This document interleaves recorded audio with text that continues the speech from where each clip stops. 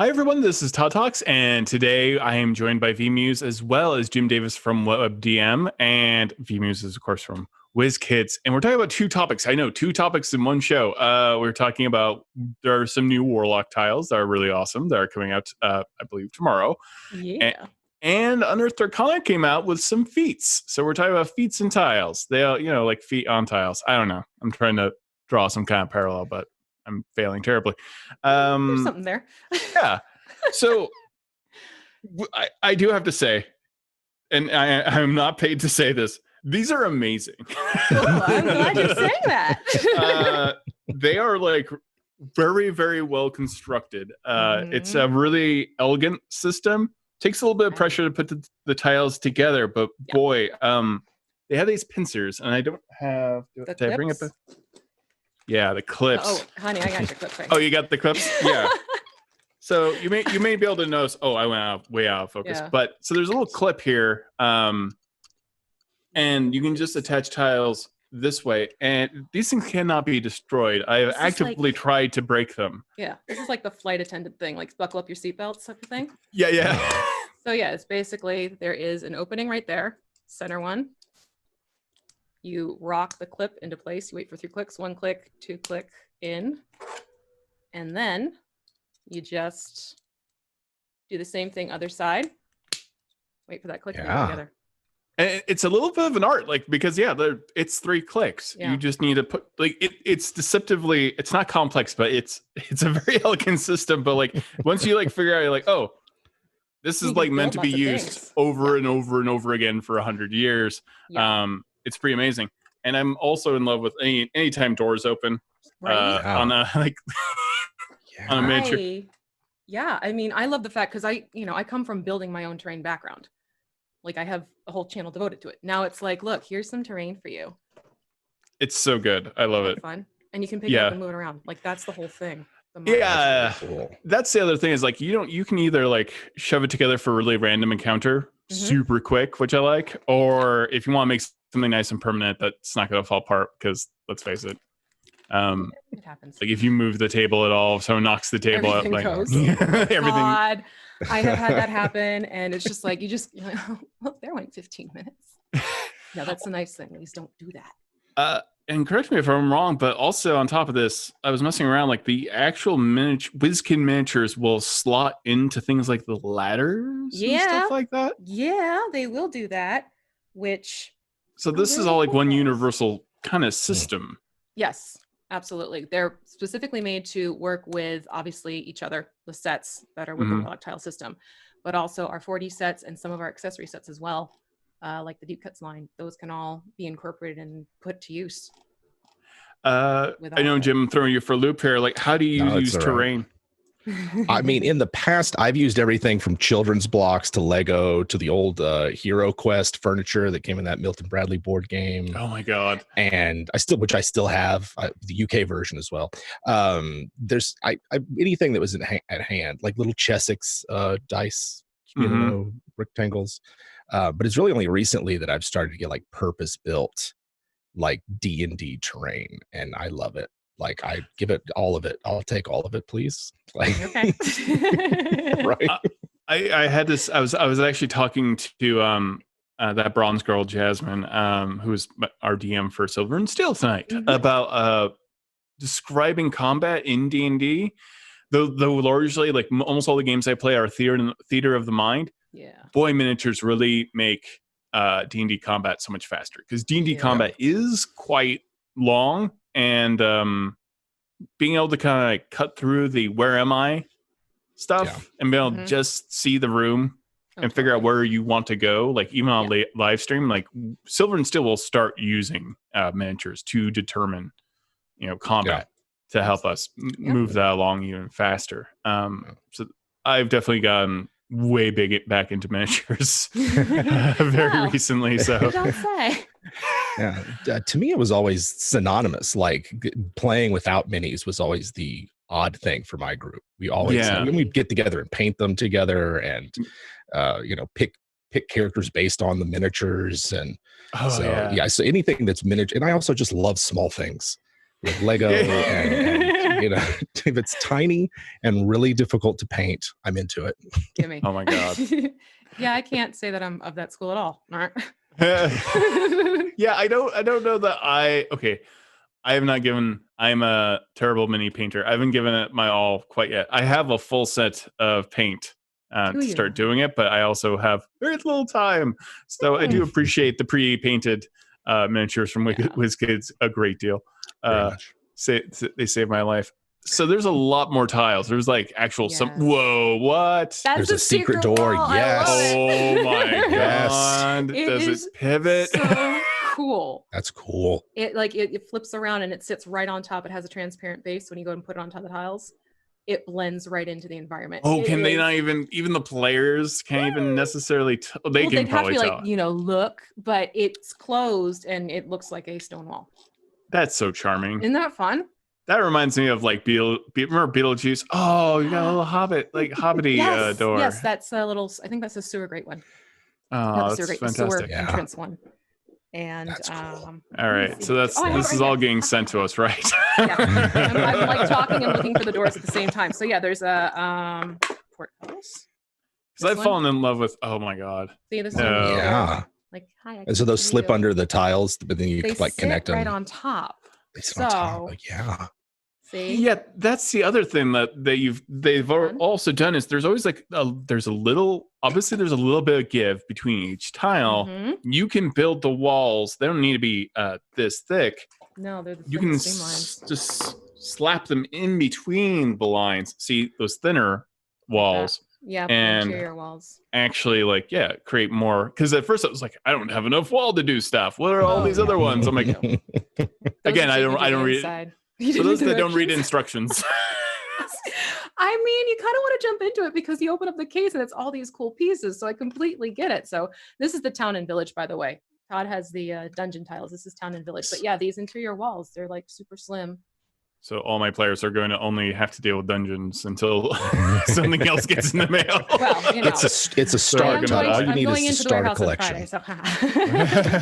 Well, we are going to. We're definitely going to be making use of the ship finally. Awesome. Boy, they burned down the last ship. Oh no! I gotta tell you, players, if your DM introduces a ship and a giant ship mini, don't burn down the ship. There's been an investment. Right. Oh, no. In you being on a ship. I mean, I'm all for freedom. but Here's Hey, another ship. I am Don't. Weird. very- You're on another ship. don't do that. No, Like the I'm- Ravenloft. right? But Effect. yeah, I mean, even like this little thing, that's just it. There's so many little Nice. features that we've put into these so that it's really truly interactive and you can mix around and do stuff. It is a childlike Pavlovian God. experience. Like you just like I didn't read the instructions. I just like started messing around with them. I'm like, I have blocks again. I have a reason to have lock blocks. It's like, oh, where'd I put them? The summoning circles. Did you see The those? summoning circles I Yeah. have seen, and those are really cool. God, those Those are very amazing. cool. Which I have so many boxes around me right now. It's laughable. Yeah, Okay. this is it's also been like a big deal for like my wife tried playing the Wildfire Druid and we started using the Oh, spell yeah. effects stuff because boy, do you need that for a Wildfire Druid. Like we had all the fire going. We had like all the walls of fire. We had like where fireball explodes, where Yeah. burning hands goes, like all of that. And I was trying to eyeball in my head and I was totally wrong. Yep. And then that was using the spell effects, and I'm like, that is right when the pandemic started because I remember I started wearing them as crowns because I just that was the crown syndrome. We were all everyone started wearing them as crowns. Hello. Well, I was unboxing them on my live stream, and I looked. I'm like, hey, this looks kind of like a crown. Yeah. And they're like, put it on your head. So I'm like, okay, I followed what the chat said. I put it on my head, and then it's like, oh wait, it actually fit. Okay, so there's one thing that I've missed for those of you who have been part of D&D for a while. There used to be gargantuan miniatures. Yes. Those were lovely, but we've got them back again. Yes. Only like way even more lovely. And you introduced the Sapphire Dragon, right? Yeah, I know right here. Going I, right there. I named mine Junior. Let's I have see. him right here. Junior. Yeah. I don't know. Yes. Yes. This this. It's like the wingspan cracks me up because I realized holding it up one day, I'm like, this thing is longer wingspan than my shoulder span. Yeah. It's got broader shoulders than you. I actually have to back up. I mean, look at this thing. That's awesome. Now, granted, I'm like halfling status for those who have met me in real life. I'm like 5'2", but still, it could pick you up and fly away with you. Maybe. And it's actually translucent. One on each shoulder. It is. Yeah. It definitely is. Like you can have it so it plays around with the light. Oh, that's preposterous. That's really cool. And depending on the light, it changes color blues, which is really awesome. Yeah. So like if I were to put this in direct sunlight, this takes on almost like a turquoisey color, which is really pretty. Well, I'm it's a whole shifting. Glad this all exists now because I have a streaming table coming, I think, in 2 weeks from North Carolina Gaming Tables. So I bought it last year. Well, so it'll just be me and Megan at the table. With everything laid out for you. It's like this 8 feet. I don't know. I've been warned that this is a very big table. It's going to take up like the whole loft, I guess. Nice. I'm like, and it's just going to be for 2. No, that's all right. Yeah, it's going to be fine. Come on. It's priorities, man. You need something like that. Were there any other dragons? There is. You did announce a bunch of others. Yeah, there were the 2 other dragons. You have the Chardalyn, which is coming out with the Icewind Dale, Rime of the Frost Maiden. That is, as I have fondly called him, my heckin' chonker one. It's a massive dragon. I don't have it with me at home anymore, so I can't snag it, but I actually weighed it. It's like 3 pounds. Oh my God. It's a big dragon. We did show that one off at D&D Live, and that one is coming out end of August or September, in that little time frame window there. And there's also the white dragon, the adult white dragon, not to be confused with the big one we also showed on D&D Live, because that got a lot of people excited. That one works. But there is that one, and it is a stunner as well. It's in flight, so it has this great V-shaped wingspan going up. And it's got this base, it's got it nice and stable. So when you put it onto the table, the plastic is clear, so it does the blending thing again. So it's just cool. Again, it's another gorgeous miniature. I am the mother of dragons. Every time a dragon comes in, I'm like, can I keep it? We have that dragon. Oh, this poses a very strange question I can't ask on. Oh. Yeah, I'm very curious to what's coming out of Icewind Dale. Are all the monsters being turned into miniatures? There are a good number of them being paid homage. Let's put it that way. Nice. Yeah, there's some really cool ones. There was the Tomb Tapper that we've showed off. Okay. That one is creepy as all heck. Can I say hell? Yeah. So it's creepy as all hell. That's the one where they hand it to me off of the 3D printer. I'm like, with the what now? Right. So you're handing me basically nope. That's a nice big miniature that's got this great massive hammer along with it, which looks really cool. Then there is a frost salamander. Okay. Ugh, it's stunning. Another good size one. And the snow owl bear, which that was making its rounds on Twitter after. Oh yeah, I saw that. Yeah. People are crazy for anything owlbear. Well, I mean, the way it's also it's got this cute little sitting waiting for a snack type of position happening. But how do I phrase this? Are there certain tiny monsters in there as well?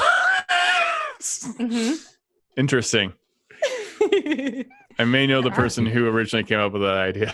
Yes, there are smaller things too. Okay. But those are all coming out around release time for the module itself in September. That's going to be amazing. Cool. Yeah. Anyways, that's what I needed to know. So let's go ahead and let's talk about feats then. But first, the WarLock Tiles, can you kind of break it down tomorrow? They start coming out? They release tomorrow.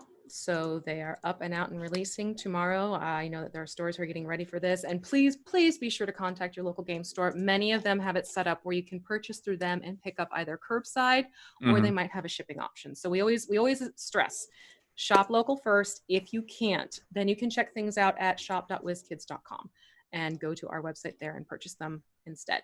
But definitely contact your local game stores. You can still sneak in for the pre-order factor today into tomorrow morning-ish if you want.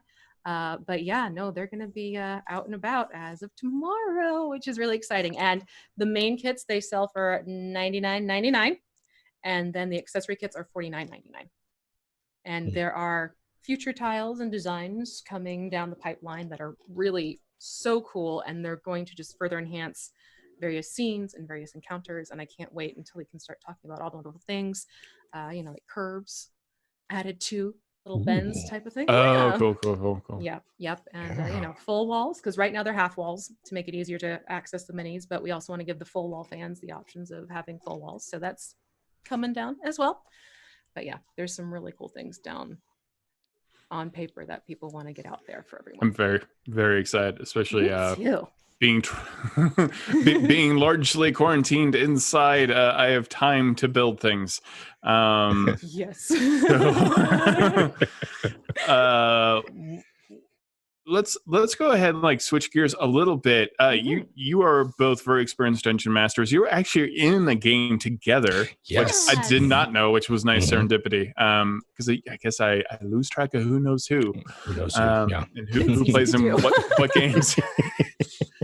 Though there's like it's a small group of people. Like I mean, it feels like people who are live streaming. There a bunch of new feats came out. Yes. Surprise yesterday. How often do you like using feats as players? How often do you let them happen as a dungeon master? I've never had a dungeon master say no feats. I don't think I've ever said no to feats. Yeah, I did the very first game of 5th edition I ran because I wanted to see how it ran without feats. But that's the only time. That's the only time I've done it. Yeah, to really get that feel for all of the stuff that was going on, especially with like advantage and everything else. Yeah. I will say I frown hard at the luck feat. Uh-oh. that may be a thing that I'm like, are you gonna choose that though? Yeah. Do we want to endlessly roll? So we got a couple of things here that are interesting. We've got the Artificer Initiate, which is exactly what you think it would be. The only thing that's a little bit different is that you get like a proficiency in Arson's tool of your choice on top of everything else. Yeah. I think that makes sense because they're kind of they're what 1/3 caster. Artificer. I'm playing in a game with several artificers. I should know this. They're not a full caster. I mean, they cast right from the top. Oh wait, yeah. But they're not like. It's not like as many spells as like a wizard. Or listen to us. We have a website actually, Todd. I know we have D&D Beyond. I know, but like when I was thinking of terminology, there's no 9th level artificer spells. Yeah, so they put some extra stuff in there. But we do have interesting things like what stood out for all of you the most of all of these feats. I am actively excited for Chef. For my wife Megan, you were talking about that last night. That was cool. It is kind of perfect for Sophia's because Megan Kenreck plays Sophia's on Silver and Steel tonight, and she literally cooks everything into a food. And this works very well with also an artificer alchemist. It definitely connects very well. Also, we had a question in chat before that. Will there be an epic butter golem miniature? And if not now, when? That was a question for you, V. So it's a very interesting recommendation. Yeah. I have not heard plans of it. That's not to say I might not on the side make one of my own because that sounds really cool. That's a lot of pressure out of actual butter. Out of actual butter, that's a different story. Yeah. So what are feats that stick out for you the most out of all of this? Ooh. See, I that probably says a hell of a lot about me because I'm like I loved Chef and Poisoner. Yeah, those two seem like they go hand in hand in like a really dark way. Like, it would be hard not to choose. Yeah, so let's look at Chef. Time and effort spent mastering the culinary arts has paid off. You gain the following benefits. You can increase your constitution or wisdom score by 1 to a maximum of 20. You gain proficiency in cooks utensils if you don't already have it. As part of a short rest, you can actually cook some special food, provided you have, of course, the ingredients. You can prepare enough of this food for a number of creatures. That equals 4 plus your proficiency bonus, which is a lot. At the end of the short rest, any creature who eats that food can spend 1 or more hit dice to regain hit points, and they also regain an additional 1d8 hit points. Within 1 hour of work, when you finish a long rest, you can cook a number of treats equal to your proficiency bonus. These special treats last for 8 hours after being made. A creature can use a bonus action to eat one of those and basically get temp hit points equal to your proficiency bonus. Yeah. I love that it's a bonus action because it's Me like you're too. just stuffing your face. That like reading that bonus action part, I'm like, okay, yeah, this is definitely caught my attention. I loved that little touch for sure. Now, is this true for all things in D&D, like the alchemist in particular, for like drinking potions? That's a bonus action, is it not? Or is it a full it's a common house rule? I think it's a house rule more than it's a house rule. This kind of codifies it, right? Yeah. Okay. Yeah, certainly this. I think it certainly, like I said, it's a pretty common house rule, and I don't see anything. Certainly, it encourages potion use more because most of the time your potions just end up on your inventory and never used. Yeah. Yeah. Otherwise, you're never doing anything with it. And yeah, I mean, if I'm thinking about right now, I can't like drink a Mountain Dew in the time it takes to swing a sword. But this is fantasy, and we need to move combat. Yeah. That healing potion needs to matter.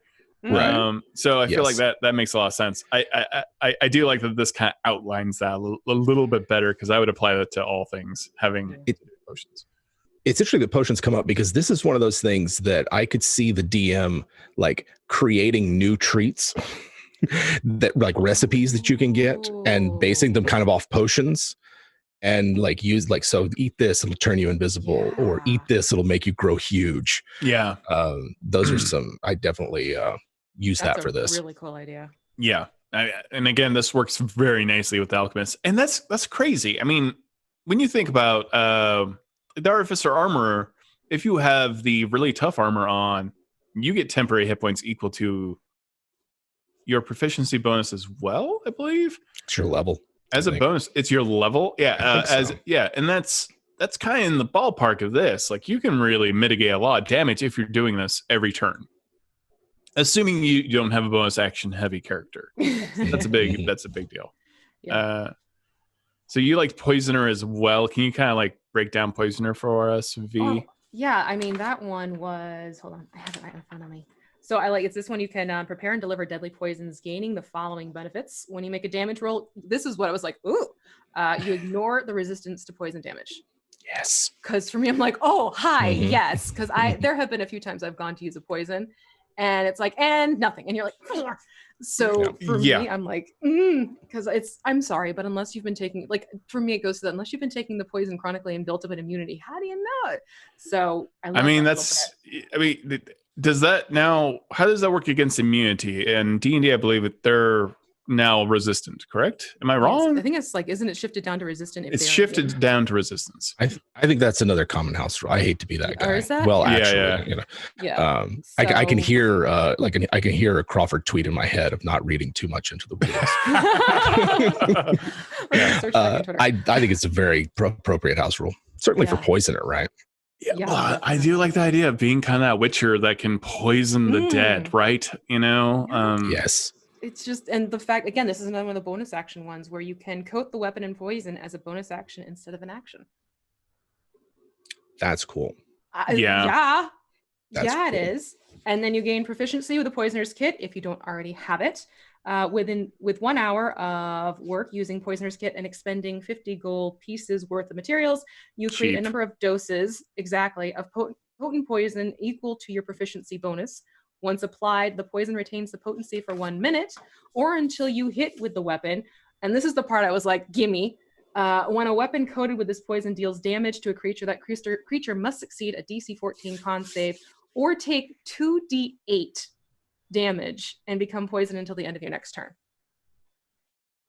Yeah. Now, do we wish that scaled, or would that be too powerful? I'd probably get a little bit OP if we do more. But yeah, but I could see it scaling by tier. Maybe. You know? Yeah. But like 14 is room for failure from almost anything. Yes. Yeah. There's some wiggle room, but I mean, just the fact you have that bonus action put into the, getting the weapon coated and then doing something with it right there, and then the potential damage that follows. I thought that was pretty awesome. Now, I don't get into a lot of combat with my trickery domain cleric, but they can also add poison damage later on so getting this feat then makes that way more powerful because they add that poison damage. But a lot of things are immune or resistant to it. Yep. You get this feat, then you've got another 2d8, and now you're layering on some. Now you're layering on some very effective damage. So I feel like I personally go for just inflict wounds as trickery domain because I have almost a guaranteed hit. I've been very cheesy about it. I have elven accuracy and also my invoked duplicity next to me, so that's I'm rolling 320s basically. I'm going to hit you, and inflict wounds is really bad when it hits. It feels like a wasted spell slot otherwise, but when you know you're probably going to hit something, it's fun. It's the worst. Anything else for you, Jim, that really stuck out in these? I mean, it's hard not to pass up both Eldritch Adept and Metamagic Adept. Like, they're really, really solid for their classes. And even like the Eldritch Adept, where it's like you have to have Warlock levels if the invocation has a prerequisite, that still leaves Devil's Sight, Armor of Shadows, Eldritch Sight, Eyes of the Runekeeper, Misty Visions. Like, there's so many cool invocations that don't have any prerequisites you can use. Is this too powerful? Because what are you talking about? What are you talking about? I don't. Okay, so, and granted, this is not a very powerful build, but I play a VR game called Pistol Whip. I'm a big fan of John Wick films. Eldritch Blast. This means you can do like my cheesiest thing of all time, which is just you have Eldritch Blast, you also class into like fighter, and then you do action surge. So you Eldritch Blast again, and then you use meta magic as a sorcerer, and then you do take a bonus action to cast Eldritch Blast a third time. So by the time you've leveled all the way up, that's like 15 Eldritch Blasts. Yeah. In a turn. Yeah. That's nuts. I mean, and if that's agonizing, that's 1d10 plus your charisma modifier. You're going to push that poor guy off the battle mat. Yeah. You've got the if you got that 10 feet, you're not going to be on. You're not even going to be in the Forgotten Realms. You're just going to be on Kryn, playing in another game. Horribly abusive, I know, but it's still fun to think about. That's where I start to worry about some of this. The Eyes in the Dark. What if everyone gets this feat and everyone can see the darkness? It does allow for very themed gameplay, I think. Certainly. And sort of like, I like the idea of like the Warlock in the party, like leading this, right? Like there's a lot of flavor here that you could use where it's like, all right, our Warlock gave us this invocation, or like led us in a ritual to grant us one that they already have or something. Yeah. I really like that. Especially, it's hard to pass up Devil's Sight, but then I like all those Mask of Many Faces, Misty Visions. Like, there's so much. Misty Visions is so speech. Good. I mean, I love talking to animals. Vee can attest to this. I absolutely love talking to animals. B. Dave Walters is Fraley also. Boy, I've not seen him not try to communicate with a monster yet. You should get the two of you playing together. That would be yes. Absolutely. I think that's a good match. So, I mean, I think I can't think of a wizard that doesn't want to get meta magic back. Right. Yes. Absolutely. That was a big deal in 5th edition, right? That's when they took meta magic and made it specifically sorcerers only. I mean, what caster doesn't want meta magic? Who wouldn't? Like, this is, to me, wizard seems like the obvious one, but like, think of cleric. Twinned cure wounds, twinned guiding bolt, twinned shield of faith. Like, there's a bunch of stuff for clerics that having it twinned or something is really good. That's why the divine soul sorcerer is so powerful, because when you're twinning guiding bolt, I mean, you're running out of spell slots fast, but like even artificer, like the alchemist, I would say this turns the alchemist into a bit of a blaster as well. They get that bonus to anything that's acid, everything. They get a bonus to everything other than like radiant damage, I believe, and force damage. That's it. Everything else is their charisma modifier. So you can turn the alchemist into a bit of a blaster with this as well. Yeah, there's some fun stuff. I mean, it's like it puts I forget the one that's like costs 3 to use, but it still puts like subtle spell, twinned, empowered. Although that empowered has a language that suggests like it's based off your charisma, so that'd be something I'd want to clear with the DM. How does that one work? Yeah, fair. But I this is great. Like, I think that even if you want more, then go sorcerer, right? And you are dropping a whole fee into this. Like, I feel like this is it's not overpowered because you only get so many feats. Yeah, sure. It is interesting for fighters because then you could start putting some very interesting combinations here. Yes. Yeah, that's what I was looking at last night. Oh, specifically what? With the fighting initiate. I can speak. And then it was just like, oh, geez, throw that in with more fighter mode and just, God, that's going to be fun to blend together. Because then it's like, get this, that, and the other thing going for the one fighter. And it's like, okay, what can't you do? Yeah. I like fighting initiate too, because it unlocks the options that say ranger and paladin don't get. Yes. Like rangers don't get great weapon fighting. Yes. And I would love that because I play a strength-based ranger, and it'd be cool to just have a really big weapon.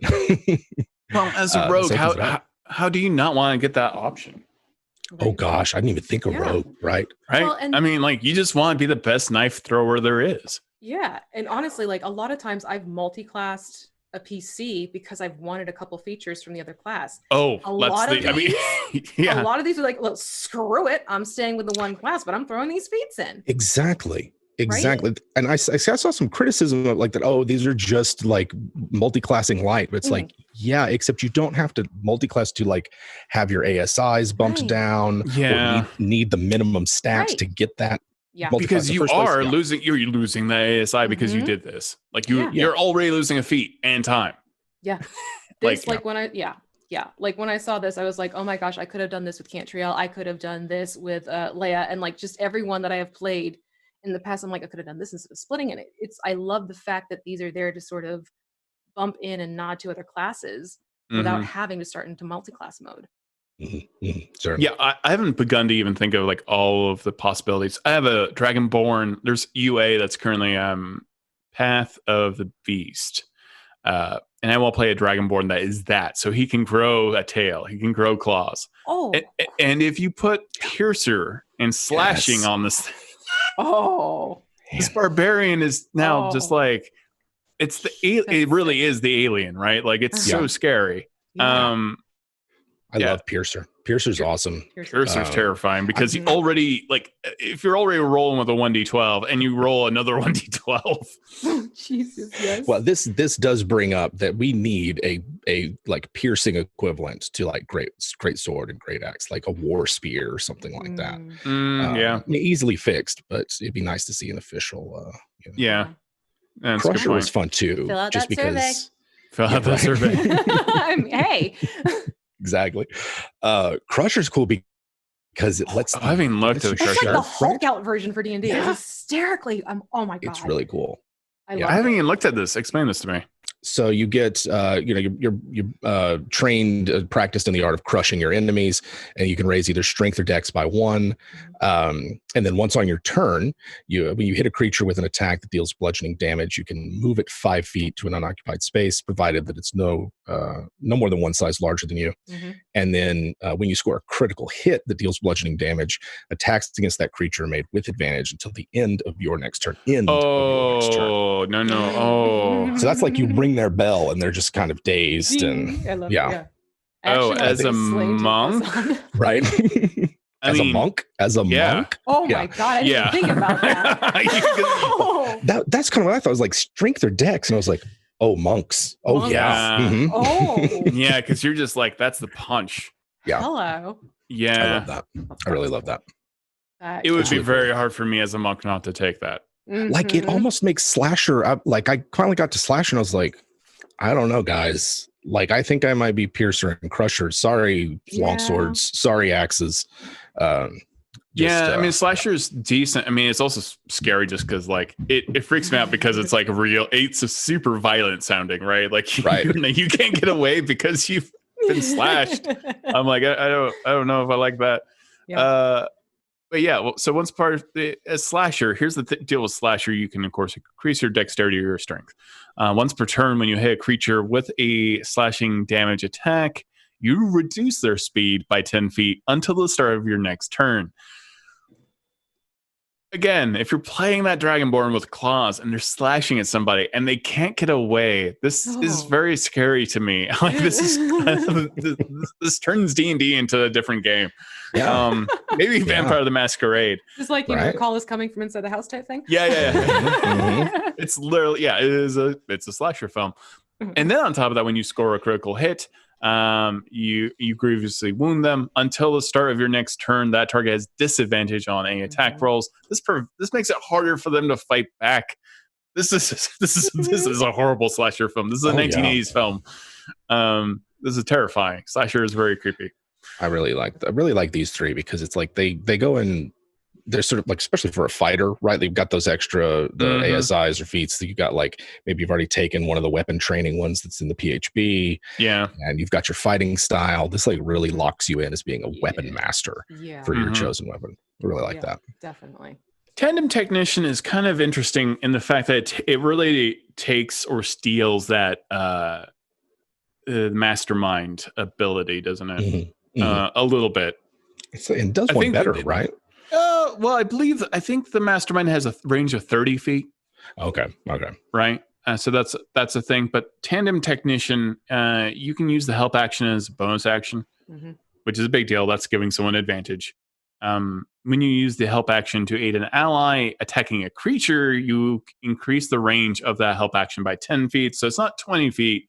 It's interesting that it says when you use the help action, you increase the range by 10 feet. So now, does that mean that sounds like the mastermind could yell 30 feet away and give that help action, which is hilarious because at that point you're just shouting at people. Right. Hit him here. Yeah. I mean, like, it's a bonus action, and there's plenty of classes that they're not rogues. They're not rangers or something. They've got their bonus action free. They got nothing to do with their bonus action. Yeah. And so this is a good way, especially for like a fighter or something. Again, really good. Yeah, the fighter doesn't have enough you don't use the bonus action a lot. Like a paladin is probably saving that for smites. Yeah, sure.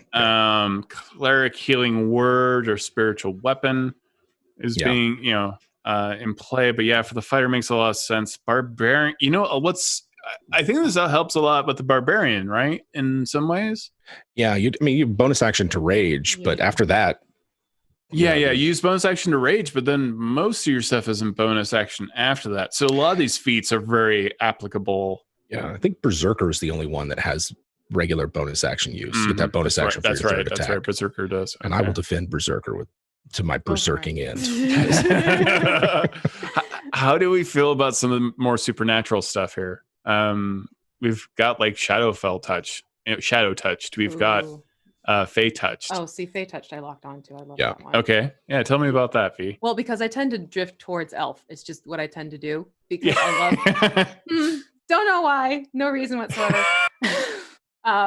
But for me, I have always loved that Misty Step option because I have used it to my advantage many times as a PC. So seeing Fey Touched in there, it's like, okay, so I could take that on and put it into another PC that isn't. So that way I don't always, because I just started playing a changeling and I absolutely adore playing her, but I do miss my Misty Step because there are times I'm looking like, oh, I could, but I don't have it. So seeing this, I'm like, this could be fun to add into it now because I've done things like, got attached to a mimic. I had Misty Step. So that one caught my attention because of my, tendency to go towards a particular race for that. Is really what Fey Touched did for me when I saw it.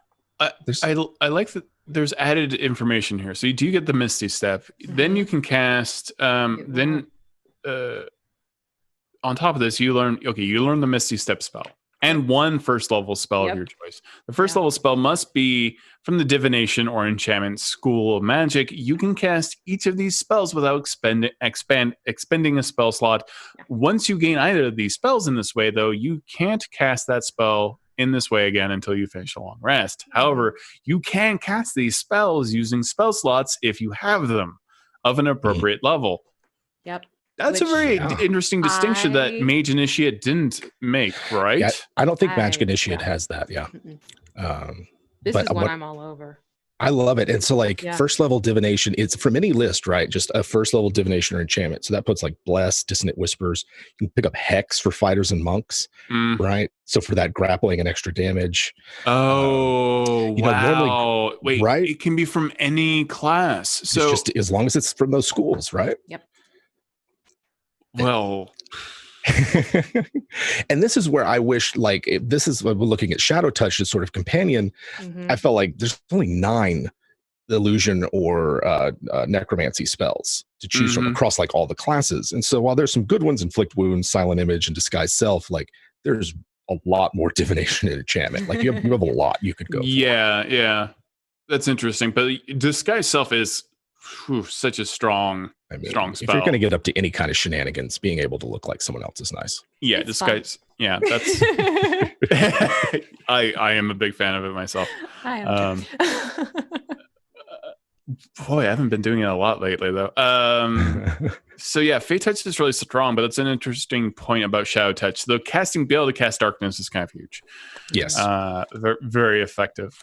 I really like this. Adds a lot of flavor. Like even what's interesting, this is kind of fun because this is how I've treated human variants this entire time. Mhm. Is that they're slightly different. Almost to the point of being like mutants and X-Men, right? This lets me push that a bit further. So now I can take like Shadow Touched or Fey at the very first level, and there's something different about me. And I really love that. So you are almost kind of, for those that have ever wanted to just kind of create your own race, you can kind of just create your own race. Like you're something other. Like if you miss the shade, which I do. And I think that was in 4th and maybe a little bit in 3rd. Now you can play a shade. So that's pretty cool. Can people explain to me Practice Expert and how this works with Prodigy?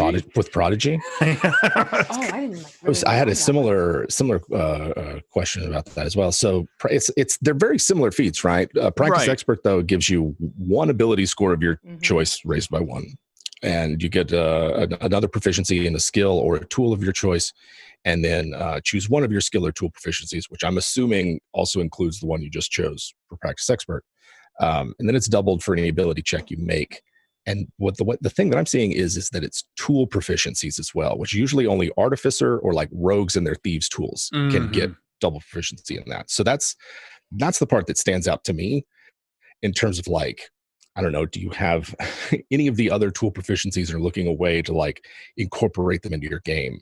This might be a really cool way to do that. What would like you using the tools, do? though. Would you like do that to poisoning? Would you do that to poison? Oh yeah. I mean, when you look at the Dungeon Masters, because you can make your own poisons if you get the right stuff, but you do have Purple to worm like poison. work at it, right? Yes. But it's like if you don't have a rogue in your party, That's what I was just going to say. then you can sort of fill in with the feats. I mean, this does raise a question to me though, because like expertise has a similar language, your proficiency bonus is doubled. Yeah. And so like I know how I would rule it, which is like you're not can't do it triple twice, or quadruple. Right. Yeah, But make it stop. I can imagine someone arguing otherwise. Put the kibosh on that. Okay, I don't know why I'm hurt, but shield training. What about it? I was very excited for shield training. But okay, so you can increase your strength, dexterity, or your constitution by 1. You gain proficiency in shields. That makes sense. In combat, you can don or doff a shield as a free basically a free object interaction on your turn. Which I would argue. So is that a bonus action or is that just it just happens? Okay, it's like drawing a weapon as part of an attack. Okay. That's the only other thing I can think of that has a free. If you use. have the spell casting or pact magic feature, you can use your shield as the spell casting focus. I think that's really great. I like using shields weirdly enough as my spell book. Yeah. And I like a wizard that cheats, right? Like you're writing the answers Like, on on the inside, right? You're like, All right. So it wrote a little bit like Krull. Remember the guy who like would read his little pieces of paper because he could never memorize his spells? Sorry, that's way a long time ago. But yeah, I just like the wizard that's not so good and has like written all their cliff notes on the back of their shield. I do so much wish I could use a shield to do damage still. Same. Same. Same. I don't know why we don't allow it. I just want to do it. Let me do it. I felt the same way, Todd, because I saw shield training and I was like, oh, sweet, I can throw it. I can be Captain America. Yeah, exactly. I was like, Captain America. Captain America this up. That part. Right. Yeah. But then I was like, wait, this isn't shield expert. This is shield training. Yeah. And so to me, it's like anyone, like who do you want? Who has a low AC, right? I'm thinking of like bards, wizards, druids can already use shields. But of the ones that don't have shield proficiency, first of all, there's an extra 2 to your AC that you can pull this thing out whenever you need to. Yeah. And now it also is a spellcasting focus for you in the same way that it works for like clerics and paladins, which to me is like Eldritch Knight, Blade Locks. There's a whole bunch of classes that have been, sort of like juggling their items in the middle of combat in order to cast spells and have a weapon out at the same time. I can see a very interesting wizard blaster who is using like all their spells explode out of that shield is very evocative. Like especially if you have like a face, like a dragon face, yes, any kind of face, right? On a wizard's face. Remember the Fiend Folio? That there was a sword on the back of the cover. That had like the wizard hilt with a mustache and then the blade came out of his mouth. Like you have like a wizard's face on the shield itself and the fireball comes out of that thing, right? Or out of the eyes of your shield. That can be extremely evocative. Yeah. I love that. I think that's kind of like, that's what I've noticed with a lot of these feats. You have the potential to really enrich the story of the PC as well. Yeah. Because of what it's adding into them, because it's what it's bringing to the table for this PC. It's like, okay, well, you have this going on. How did it get there? What are you going to do with it? Like with Chef, I mean, I'm totally picturing this curmudgeon-y fighter taking this on, and all of a sudden, when not on the battlefield, they're like, the mess house chef who's like making all these food for everyone. Yeah. And like that's their way of caring for the party. Mm-hmm. Yeah. It enhances that storyline there. So there's so many of these that you can tap into that aren't just great for in combat, but also for the role-playing part of things as well. Yeah, and playing against type. Like that's like a really good point. Like a fighter who's a cook. Mm-hmm. Like you're not optimizing on purpose. Like okay, there's a story there. Like I am right now struggling again with that barbarian dragonborn, other than just being, just Godzilla. Other than being Godzilla. Well, that's Rune Knight. If you want to play the Dragonborn Godzilla. You're talking about a multi-class now? Yeah. I don't even know what I would do with that player. I feel like you're trying to play the wrong game. But yeah, like you get a lot of really great opportunities to play against type, but also like tracker. Like what thief wouldn't want Hunter's Mark, right? Yes. Yeah. And like you just astutely noticed, you can easily get Hex as well, which is basically a Hunter's Mark. Well, and that way, I was gonna say with I believe Hunter's Mark is also it's a divination spell. So with Fey Touched, you can get like if you don't want the ability score debuff from Hex, you could always go like Hunter's Mark, get the same damage boost, but now you can say track a guard that you're trying to avoid, or a mark or something like that. I do like that finally we have the gunner in here. I do like firearms in D&D. I am rather a fan.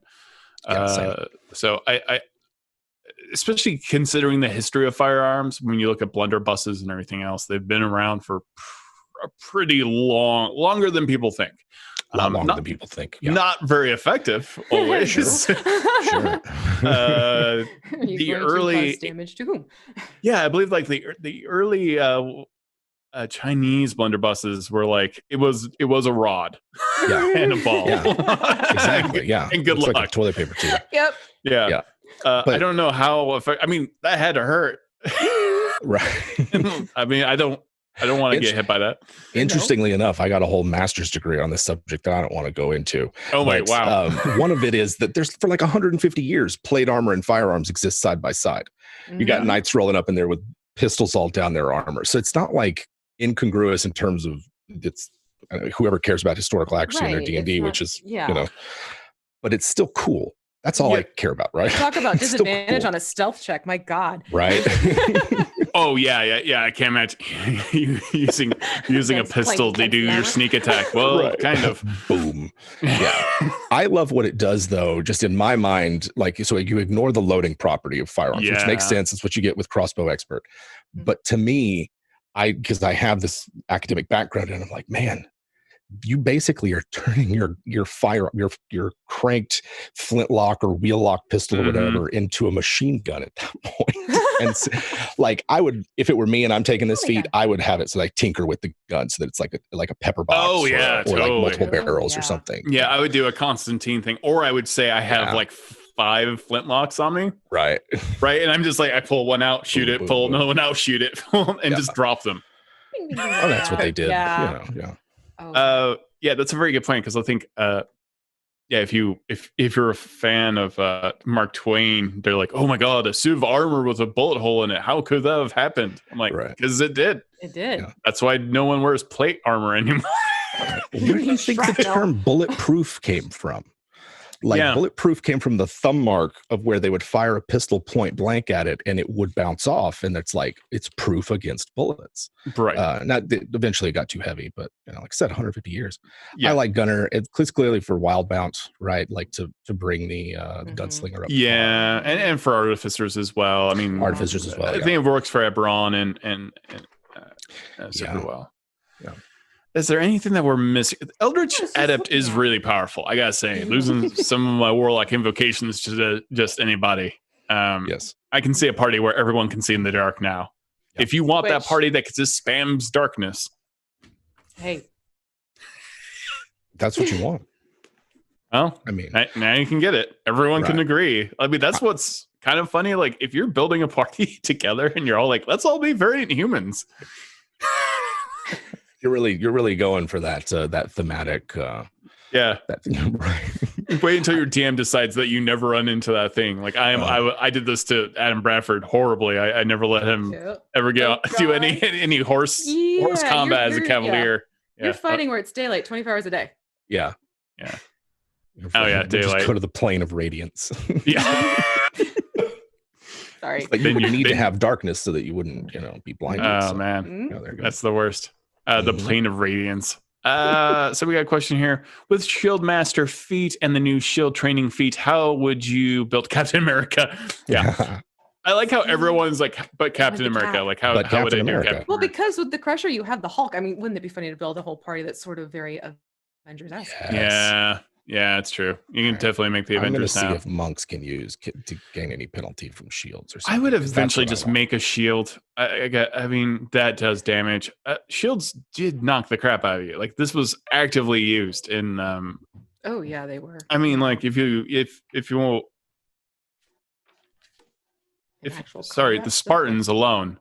Yeah. You just push the enemy back by slamming them with shields over and over again. That was like a big deal. I feel like shields should just have at least a 1d4 bludgeoning. Easily. Yeah. And then you get Crusher. And you just turn them into paste against the wall. Slowly just squeeze your enemies to death. Oh yes. Shield Master, looking at it here. I always forget about it, and it's in the PHB, right? But it's kind of got that. You can attack and shove, which is a bonus action. Yeah. If you're not incapacitated, you can use your add your shield AC bonus to dex saves. Oh, that's fantastic, by the way. Again, for a wizard now, especially those two feats. And if you take damage, from a dexterity saving throw, like a fireball or something, you can use your reaction to take no damage. Yeah, interposing your shield and yourself between the source of effects. So, like these two, shield training, shield master, I'm on an abjurer that has like their shield with like runes on it, and then they use their arcane ward that kind of extends out of the shield. And I love that. Like the shield, you put on your shield, and then the energy pops out the sides, and it becomes a bigger shield. Yes, or it splinters apart, kind of like a Overwatch character, Brigitte. Brigitte has like a really dope shield in Overwatch. I played a lot of Brigitte. Yeah, but because see, that's- there it goes right back into the whole like the storytelling element of things. Mhm. That's just- yeah. This is a huge tangent, but like for the people who say there's a divide between the storytelling, the role playing, the flavor of the game, and the mechanics of it. I'm like, no, they are one and the same. You can't separate them. Yeah. And Yeah. so I love the fact that they both, like V, like you're saying, like there's a story here about how they acquired this feat, what it looks like, how they express it personally, Oh yeah. and then it comes with the mechanics to back it up. Completely. That's what I love about these. You and I have done it just with Slain alone, Oh yeah, which has been so much fun to play out. I think it's, very much. For my character, I like used a feat to justify a multi-class later. Mhm. And so it's like take a feat that bonds me to the particular location we're playing in. Yeah. And then 2 levels later, now I'm a druid, It was so fantastic. It was yeah. so cool to watch the PC develop that way. So you really do. They're definitely symbiotic. Absolutely, in my book, at least as a DM. What's the thing that for your characters that you would take immediately? Oh wow. Okay, so I'm playing a ranger and a barbarian in 2 different games. So Slain is my Cobalt Press game ranger. Yeah. Ooh. Oh, there's a couple I was like, I wonder if he'd. Yeah, right. I really like fighting initiate to pick up Great Weapon Fighter, because right now he uses like a shillelagh and a magic hatchet. Uh-huh. But I like both Fey touched for him because he's kind of a trollkin, kind of otherworldly a bit. Okay. Working with him. And I could also see him. I could also see Chef, because there's a lot of food in our game. V. There's a lot of treats, a lot of pies. The pies. Oh my god, the pies. Right. And especially like Chef, and he's like making good berry pie or. Yes, because it's like between Gervain and Zira always going off about the pies, and Slain, you're always like off trying to gather things anyways. I could absolutely see Slain taking on Chef, no problem whatsoever with certainly. I think that those would be mine. I mean, of course, the power gamer in me wants to take Eldritch Adept, but I don't think it fits for the character. Now, Scurvy Mantooth, who is my Bugbear Barbarian in a private game I play in, that's his pirate name. I probably with him would take Crusher, because he's like just a big bludgeoning weapon. Or gosh, I like Gunner, if I could swing the DM into opening up. I mean, it completely is unoptimized for a barbarian, but I just like it because he's a pirate. Oh, that's so weird. Yeah, I mean, like, that's a nice little add-on to the rogue. What's it called?